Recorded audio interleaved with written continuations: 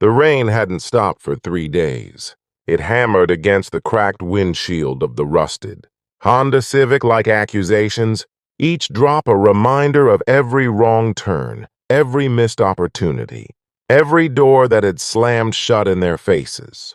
Sarah pressed her forehead against the cold glass, watching the water stream down in rivulets that blurred the world outside into an impressionist painting of despair. In the back seat, her daughter Emma slept fitfully, curled beneath a donated blanket that smelled of mothballs and broken promises. The gas gauge needle rested firmly on empty. The last of their money, $17.43, sat in Sarah's pocket like a cruel joke.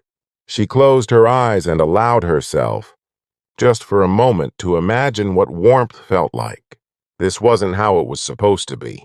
6 months ago, Sarah had a job, an apartment, and a future that didn't require sleeping in parking lots.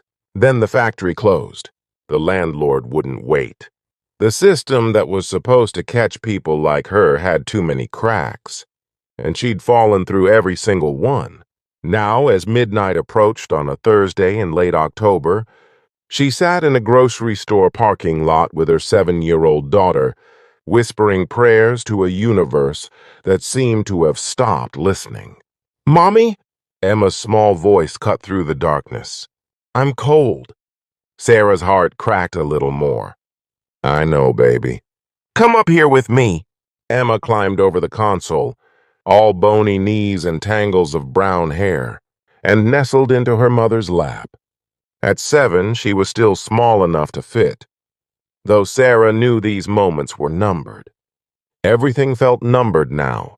The miles left before the car gave out completely, the hours before they'd have to find another parking lot, the days before winter made sleeping in a car impossible. "Are we going to find a house tomorrow?" Emma asked, her voice muffled against Sarah's chest. Sarah's throat tightened. She'd been dodging this question for weeks, offering platitudes about soon and maybe and we'll see. But tonight, with the rain drowning out the rest of the world and exhaustion pulling at her bones, she couldn't find the energy to lie. "I don't know, sweetheart," she whispered. "I just don't know." Emma was quiet for a long moment. Then, so softly Sarah almost didn't hear it. "We have nowhere to go." The words hung in the air like smoke, and Sarah felt something inside her finally break. She'd been holding it together through sheer force of will, but those 5 words from her daughter's mouth shattered whatever was left of her strength. A sob escaped before she could stop it, and then another, and suddenly she was crying, really crying for the first time since this nightmare began. She didn't hear the knock on the window at first. When it came again, louder, more insistent, Sarah's body went rigid with fear. It was after midnight. The parking lot was empty except for their car. She'd been so careful to park under the one working street light, to keep the doors locked, to stay invisible. Through her tears, she could make out a figure standing outside the driver's side window. A man, middle-aged, wearing a soaked flannel jacket. Her hand moved instinctively to the lock, even though it was already engaged. The man held up both hands, palms forward, in a gesture of peace. Then he pointed to his ears and shook his head, miming that he couldn't hear her through the glass, against every instinct screaming at her to drive away. Except she couldn't. Not without gas. Sarah cracked the window half an inch. "I'm sorry to bother you," the man said, his voice gentle, tinged with an accent she couldn't quite place. "I work overnight at the warehouse across the street. I've seen your car here the last few nights." He paused, and Sarah saw something in his eyes that looked like understanding, not judgment. "I wanted to make sure you were okay." "We're fine," Sarah said automatically, the lie brittle as old glass. "Just waiting for someone."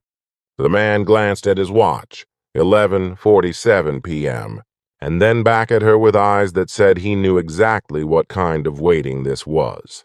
"My name is Marcus Fletcher." I manage the storage facility on Cedar Street, about 2 miles from here." He pulled a slightly damp business card from his pocket and held it through the crack in the window. "We have a small apartment above the office. It's not much, just one room, a bathroom, a kitchenette.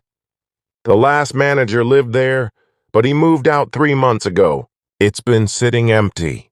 Sarah stared at the card, not daring to reach for it. This had to be a scam, a trap, a setup for something terrible. People didn't just offer strangers apartments. Not in real life. As if reading her mind, Marcus continued. "I know how this sounds. You don't know me. You have every reason to be suspicious. But here's the thing. 15 years ago, I was where you are. Different city, different circumstances, but the same fear. The same not knowing where we'd sleep or how we'd eat. A stranger helped us then. Didn't ask questions, didn't want anything in return. Just helped because he could." Marcus's voice grew thick with emotion. "He told me that someday, when I was able, I should do the same for someone else. I've been waiting for the right moment. I think this might be it." Sarah's hand trembled as she finally took the card. "I don't understand." "You're just giving us a place to stay?" "Not giving," Marcus corrected gently. "The facility needs someone to handle after-hours calls, keep an eye on things. Most of our business is online now, but we still get the occasional emergency. If you could manage that, answer the phone, help people who get locked out, basic stuff. I can pay you minimum wage for about 20 hours a week. It's not much, but it's something. And the apartment comes with the job." Emma had been silent throughout the exchange, but now she sat up straighter in her mother's lap. "Does the apartment have heat?" she asked, her voice small but hopeful. Marcus smiled, and it transformed his entire face. "Yes, sweetheart. It has heat, and a real bed, and a shower with hot water that works most of the time." "What's the catch?" Sarah heard herself ask, even as every cell in her body screamed at her to say yes, to take this miracle before it evaporated. "What do you really want?" Marcus's expression grew serious. "I want to sleep at night knowing I did something that mattered. I want to look my daughter in the eye, she's about your girl's age, and know I'm teaching her that people help people. That's it. That's the whole catch." He pulled out another card and a pen, scribbling something on the back. "This is my wife's number. Call her right now if you want. She'll tell you I'm not a psychopath. She'll also probably tell you I'm terrible at fixing the garbage disposal and I leave my socks everywhere. But the important thing is I'm legitimate." Sarah's vision blurred with fresh tears, but these felt different. These felt like the first rain after a drought. Painful and cleansing and necessary. "Why us?" she whispered. "Because you're here," Marcus said simply. "Because your daughter deserves to sleep in a warm bed. Because you look like you've been fighting so hard for so long, and maybe you could use someone in your corner for a change." He stepped back from the car. "The address is on the card. I'll be there in the morning at 9 to show you around. No pressure. If you decide it's not right, no hard feelings. But the offer's real, and it's yours if you want it." He turned and began walking back toward the warehouse, his figure slowly disappearing into the rain and darkness. Sarah sat frozen, holding the card like it might disintegrate, staring at the address printed in neat block letters, 847 Cedar Street, Unit B. "Mommy?" Emma's voice was barely audible. "Is it real?" Sarah looked down at her daughter's face, at those wide eyes that had seen too much uncertainty for 7 years of life, and made a decision. Maybe it was desperation. Maybe it was faith. Maybe it was just that she had nothing left to lose except the last shreds of hope, and she wasn't ready to surrender those quite yet. "I think it might be, baby," she said, starting the car with shaking hands. "I think it just might be." They used the last of their gas to drive the 2 miles to Cedar Street. The storage facility was exactly where Marcus said it would be, a modest one-story building with rows of orange garage doors stretching behind it. Above the main office, Sarah could see a window with a light on. He'd called ahead, she realized. He'd turned the lights on so they wouldn't arrive to darkness. The apartment was small, exactly as he'd described. One room with a double bed, a kitchenette along one wall, a bathroom barely big enough to turn around in. But it was clean and warm, and the bed had actual sheets and blankets. On the tiny kitchen counter, someone, Marcus's wife, probably had left a grocery bag with bread, peanut butter, milk, and a box of cereal. Emma ran to the bed and collapsed onto it with a sound of pure joy. "It's so soft, Mommy. Feel how soft it is." Sarah stood in the doorway, overwhelmed by the simple miracle of walls and a ceiling and heat. She thought about all the doors that had closed, all the people who had looked through her like she was invisible, all the times she'd been told there was no room, no help, no hope.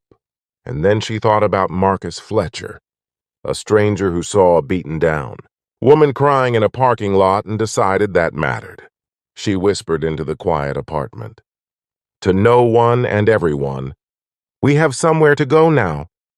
The next morning, Sarah woke to sunlight streaming through the window and her daughter, sleeping peacefully beside her, the lines of worry finally smoothed from her small face. She called Marcus to accept the job, her voice steady for the first time in months. "Thank you," she said, and those two words carried the weight of everything. Gratitude, relief, disbelief, hope. "You don't have to thank me," Marcus replied. "Just promise me something. Someday when you're on the other side of this, when things are better, and they will be better, promise you'll help someone else. That's how this works. That's how we change things."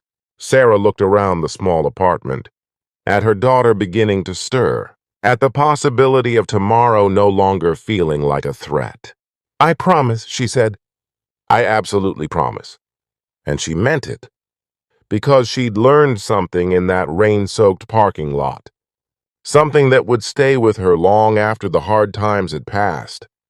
The world was full of closed doors and empty systems and impossible circumstances. But it was also full of people like Marcus Fletcher, people who understood that kindness didn't require a reason, that helping didn't need a justification beyond simply being able to help. 3 years later, Sarah would stand in that same parking lot on a rainy November night, watching a young mother with two children sleeping in a van. She would walk over, knock gently on the window, and say the words that had once been said to her. "I wanted to make sure you were okay." And the cycle would continue, rippling outward in ways she couldn't measure, but could feel in every fiber of her being, proof that sometimes, when someone whispers that they have nowhere to go, the right answer, the only answer, the answer that changes everything, is simply, "You do now."